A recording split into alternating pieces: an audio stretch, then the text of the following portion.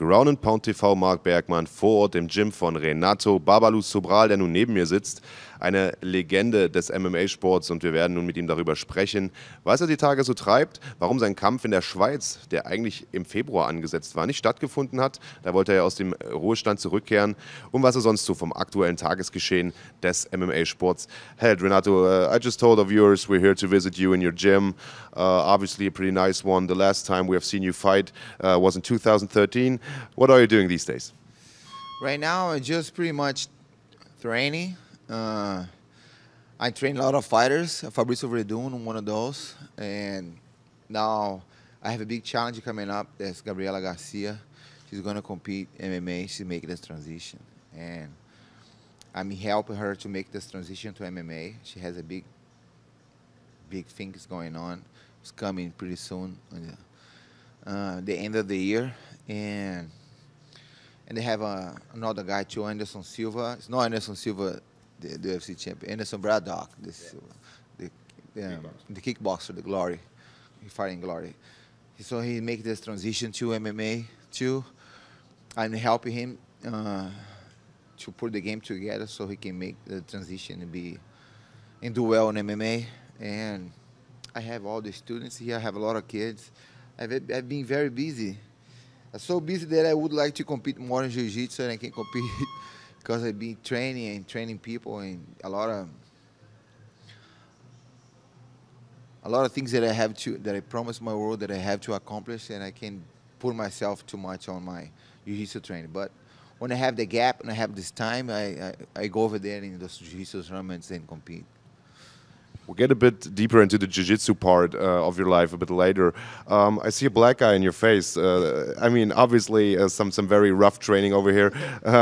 Does that mean that you're maybe up to, maybe come back to fighting anytime soon? I'm asking because there was a fight scheduled in February in Switzerland. That didn't work out. Is there maybe the chance that we can see Renato Sobaral coming back to fighting anytime soon? So, I'm training, I always training. And like in America, they said, if you want a peace, you have to prepare for war. Okay. So I'm being prepared for war and with my peace time. So if something happened, this opportunity ended up at the end of the year or any time, I can be ready like right away. You said by the end of the year. Does it mean you have a special organization in mind, or any promotion that you would like to fight for? I mean, obviously the biggest organization right now is the UFC, but there are a lot of other players. Japan is coming back right now as a player on the market. Yeah, I think if I fight in Japan, that will be perfect time for me. That will be my end of the cycle, my career, because I start fighting in Japan. That I came to US. I think if I come back to Japan, that will be something that will be highlight my career, and it'll be ended up like soon. And nothing better than finish the career in Japan. Japan is an awesome place to fight. I love the Japan fans. I love to fight in Japan, and it'll be nice to go back to Japan. What would it take you to come back, or what would it take for you to come back? I mean, is it just depending on the offer or on the opponent, or what does it take you to come back to fighting? What it takes me to come back to fight is just a matter of a good challenge. Money is of course, money is always good to have money in the pocket and have a good payday. But I haven't been in the spotlight before. I make a lot of money on fights, and I have my place here, my gym, and money is not all the issue. I think it's what be the issue is if you have a good challenge for me, if it's something that makes sense for me, and some fighter let's put this guy together for you, and yeah, I want to fight this guy. So that's will make me come back. You mentioned the jiu-jitsu part of the game. Obviously, you're a BJJ black belt. You like fighting jiu-jitsu, and you competed for Metamoris on several occasions right now. Your last fight against Chael Sonnen has been a draw, has been a bit criticized by the viewers, and you criticized Chael Sonnen very heavily for stalling the fight and making it less exciting. Yeah, what was the problem there? I mean, maybe you can give us a take on that as well. Well, to dance a tango, we needed two dancers. That's pretty much. I went over there to try to finish the fight, and he went to stalling. And he's stalling the fight. If he went over there with that thought, that he did. I went over there to finish. I tried to finish. I opened my guard. I tried to attack all the time, but he just sit on my guard. And the other problem that I felt too, I think I went too light. He went very heavy. It was 30 pounds difference in weight class. Nothing that I didn't agree with, but just something that I wasn't prepared. I thought he was going to be a little light, but I guess he came very strong. I guess this hormone therapy helps a lot. Yes. Well, there's the news that he might be fighting Josh Barnett over at Metamoris. Is this a fight that you would like to see, or, I mean, who do you see as the winner in this fight? I mean, you know both guys. Well, Josh is a different weight class. Josh, he's heavyweight, so I don't think he can take Josh and Sterling fight from Josh. I think Josh, we make him feel a lot of pain, and we will put him on a lot of pain, and he will tap. Well, another big headline in the last couple of days has been the return of Fedor Emelianenko, a man that you know very well. You fought him back in the rings promotion back in Japan many years ago. Do you think it's a good thing for him to come back, considering his last performances, and would you love to see him come back? I mean, obviously he will come back in Japan, a show that we just talked about. Well, this is one of the fights I would fight very well with him. I have a lot of respect for Fedor, but to go over there and come and fight him again, that would be a great chance for me. But besides that, I wish good luck to Fedor. Fedor is an amazing fighter, and when you fight forever. So I think you can see he's in shape. He's been training, and that would be very nice to see Fedor fighting. Now, as I said, you've been in the sport a very long time. You fought in the UFC and whatnot, and you know, considering the weight class that you were competing in, the light heavyweight division, it was the deepest division back then. It's still a very strong division right now. Guys like John Jones, he's stripped of the title, but guys like Daniel Cormier, Alexander Gustafsson, and whatnot. Seeing this division, do you feel that it is better as it is right now with all those guys on top and that much talent in the division, or do you feel it was better back then when you were fighting there with you know, legends like Randy Couture, yourself, Chuck Liddell, and all those other guys? It's just at two different times, you know. But the difference between back then and now, mainly is the high of the fighters that have been succeeding on 205. I see those guys are so tall, and if I have to come back and fight all those weight class divisions, I hope Japan will be an open weight, so you know, we can fight any weight. That's what I like to fight, in an open weight. But if I come back to the mix or try to come back, probably I'm gonna come back to 185 pounds because those guys are too tall. They're tall, and I think this is a natural evolution of the sport, But the thing is the difference between all the difference between our time, not just in general my weight class, but in general on the 5 weight classes. Before we didn't have so much different guys or different weight classes. We have, but it's not so much, you know. So not so many guys. The sport was more towards to the fighters than the event itself. So they build the characters of the fighters. So we have a fans of the fighters. Right now, we don't even really know the fighters are really. In my opinion, the fighters looks like they are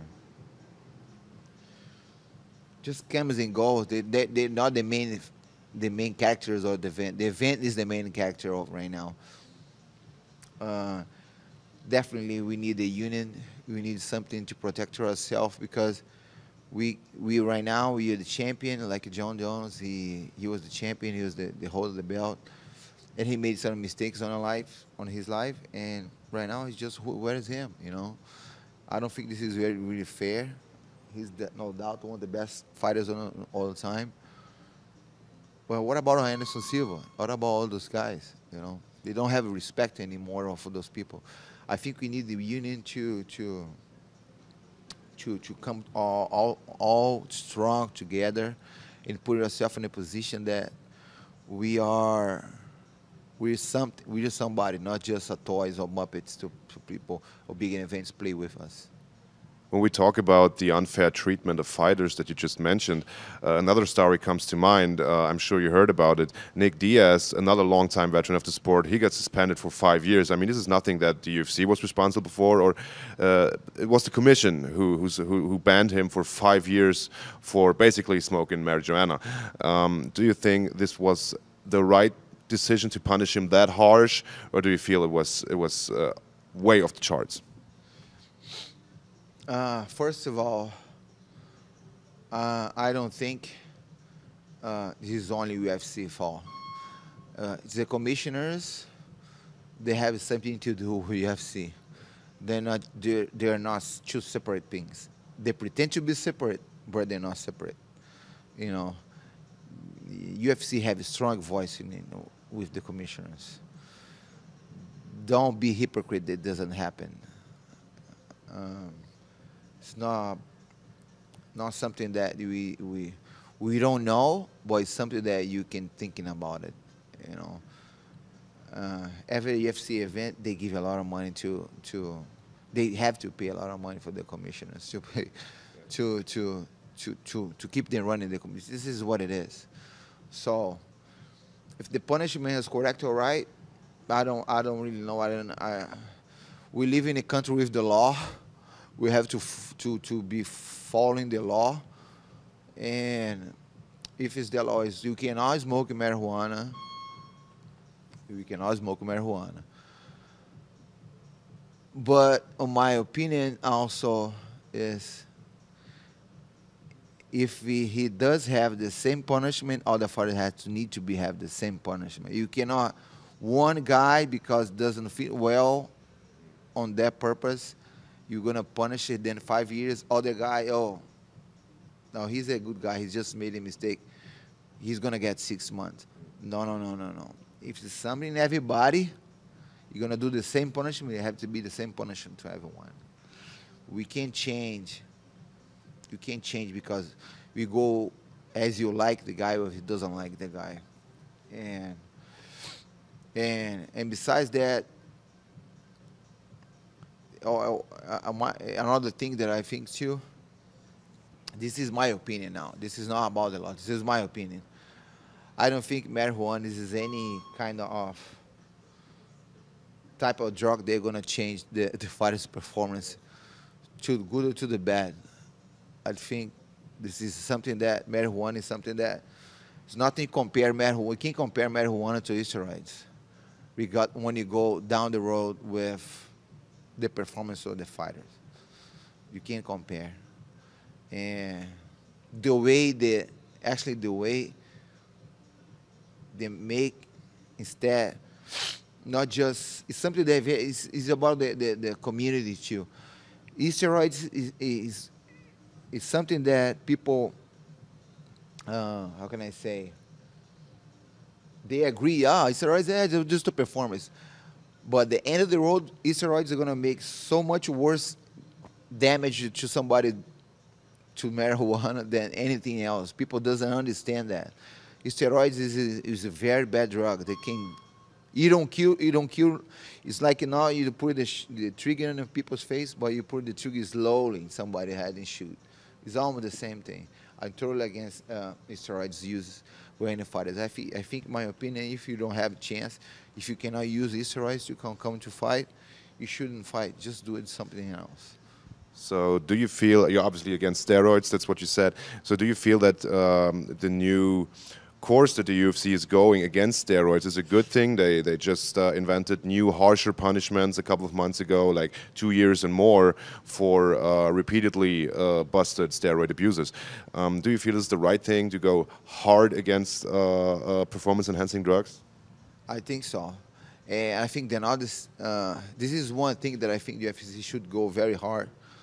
And because this is the way this is one way they can care about the fighters. Because you don't want to you want to protect them if you care, if you don't want to make them don't use the steroids. This is a protection of the fighters, because on the end of the road, people just thinking about 10 years, 5 years, but what about 20 years, 30 years from now? The damage that will come, you're gonna hit all these people hard. And I think this is it's a good chance there. This is a good way to do. Okay, well, thank you very much for taking the time, Renato. It was a very, very interesting interview. I wish you the best of luck with the fighters that you are training for, and maybe with your own comeback at the end of the year. I think a lot of our viewers would hope to see you back in the ring again, and maybe in Japan. As you said, it would be a full circle then. Very, very interesting thing to see. Thank you for taking the time to invite us here in your gym, and yeah, I wish you the best of luck for the future. Thank you. Thank you very much. Thank you very much. Thank you all the Gym Runners fans. I hope to see you guys soon.